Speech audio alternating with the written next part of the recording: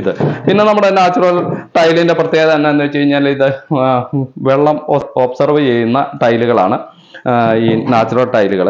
ഇതിന്റെ ഇത് 10.5 ഇഞ്ച് വീതിയും 16 ഇഞ്ച് നീളവുമാണ്. അത് ഇതിന്റെ സൈസ് ഏറ്റവും മാക്സിമം സൈസിൽ കിട്ടുന്നത് അതാണ്.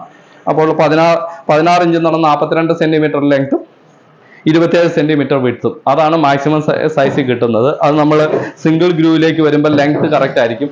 അപ്പൊ വിഡ്ത്ത് ഈ പറയുന്ന രീതിയിൽ 2 സെന്റിമീറ്റർ കുറവ് വരും. ഇത് നമ്മളെ ക്ലേയിൽ ഉപയോഗിക്കുന്ന ടൈലാണ്. ഇപ്പൊ അതേപോലെ തന്നെ ഈ ടൈലുകൾ നമുക്ക് പൗഡറിൽ അടിച്ചെടുക്കുന്ന ടൈലുകളും കിട്ടും. അതിന്റെ സൈസ് ഇങ്ങനെ തന്നെയായിരിക്കും.